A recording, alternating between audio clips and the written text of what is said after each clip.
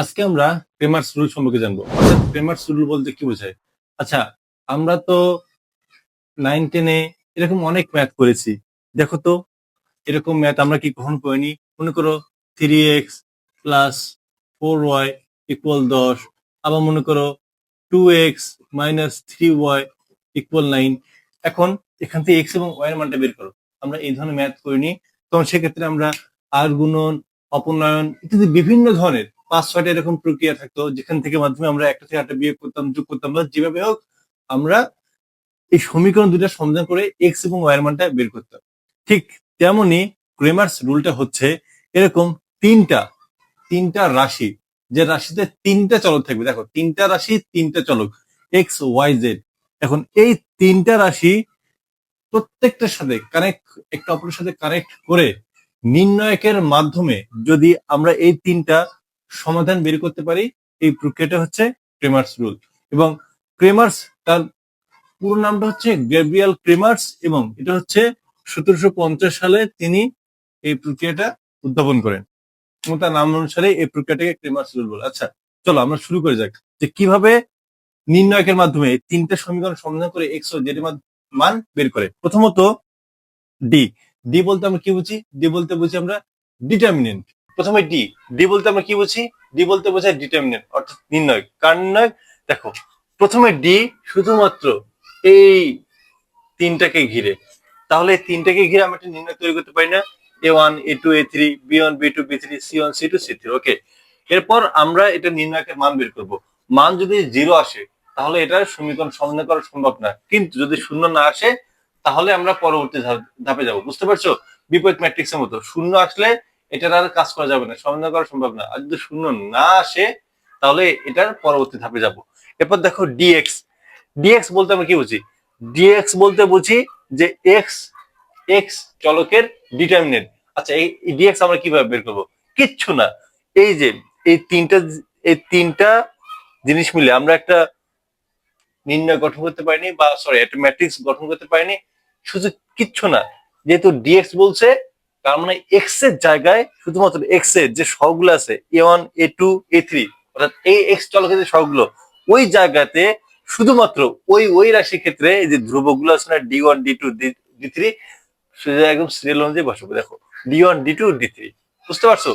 এরপর আবার ডিওয়াই মানে কি, ওয়াই এর ডিটারমিনেন্ট।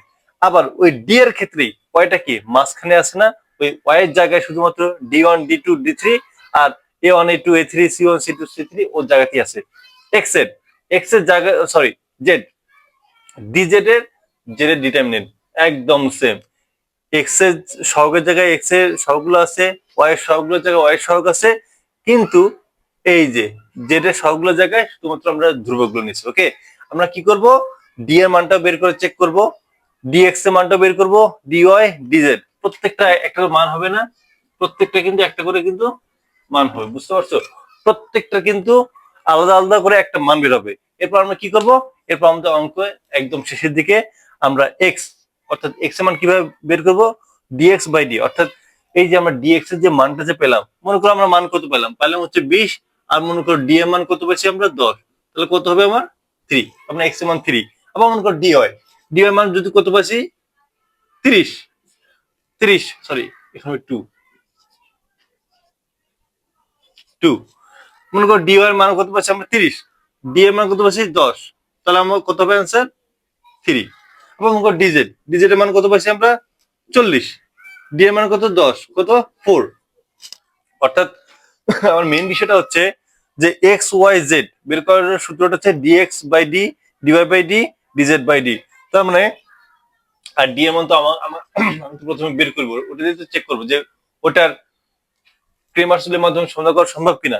তো আমি ডিএক্স ডিওয়াই ডিজেড এভাবে নির্ণয়কের মাধ্যমে বের করতে পারবো না।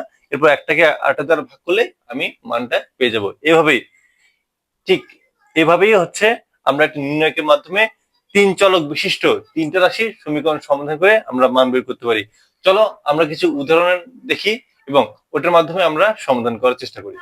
দেখো, এটা হচ্ছে তিন চলক বিশিষ্ট তিনটা সমীকরণ। এই তিনটা সমীকরণ সমাধান করে আমাকে এক্স ওয়াই জেড এর মান বের করতে হবে ক্রেমার্স রুলের মাধ্যমে। তো প্রথমে আমরা নিয়ম অনুযায়ী আমরা কি করি? ডিটারমিনেন্ট নির্ণয়কের মান বের করবো কিভাবে? এক্স এর যে সহগগুলো এক পাশে লিখলাম, ওয়াই এর সহগগুলো এক পাশে লিখলাম, এবং জেড এর একদম চিহ্ন সহকারে, কিন্তু জেড এর সহগগুলো যে নেবো একদম চিহ্ন সহকারে -1 আমরা নিলাম। এরপর আমরা এই নির্ণয়কের মান বের করলাম। নির্ণয়কের মান বের কিভাবে করতে হয় সেটা আমি তোমাদের শিখেছি, তোমার পারলে আমার আগের ক্লাসগুলো করে আসতে পারো। ওকে, তোমার ডি এর মানটা কত পাচ্ছি? -5। তাহলে এটা কি শূন্য? অবশ্যই শূন্য নয়, তার মানে এটার সমাধান করা সম্ভব। এরপর আমরা কার মান বের করবো? ডিএক্স কিভাবে বের করবো? একদম ডি থেকে আমরা ডিএক্স এর মানটা বের করবো। দেখো, ডিএক্স এর জায়গায় শুধু এক্স এর যে মানগুলো আছে, এক্স এর যে ভুক্তিগুলো আছে, এক্স এর যে কলামে, ওই জায়গায় শুধু এই যে আমার ধ্রুবকগুলো যে আছে না, 10 4 10 1 4, এই ধ্রুবকগুলো মান আমি বসাবো। তাহলে এক্স এর দেখো, এক্স এর প্রত্যেকটা যে কলাম বরাবর ভুক্তিগুলো আছে ওগুলো চেঞ্জ করে একদম যে সারিতে যে ভুক্তি ছিল ওই ভুক্তির জায়গায় আমরা ধ্রুবকগুলো বসাবো। 10 1 4 ওয়াই এর জায়গায় ওয়াই এর কলামে ওয়াই এর মানগুলো, জেড এর কলামে জেড এর মানগুলো বসাচ্ছি।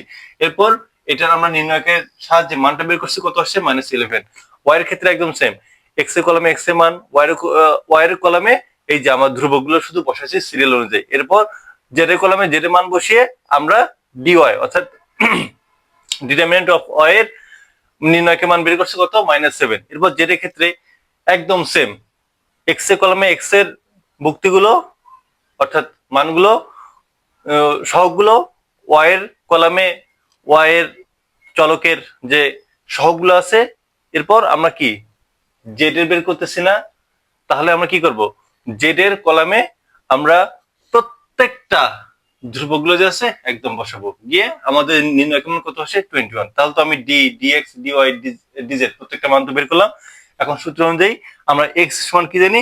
Dx by D. ডিএক্স এর মান কত আছে? -11। ডি এর মান কত পাচ্ছি? -5। মাইনাস কাটা 11/5। ওয়াই ইকুয়াল কত? DY by 5। ওয়াই ডি এর মান কত? -7। ও ডি এর মান কত? -5। তাহলে মাইনাস কাটা 7/5।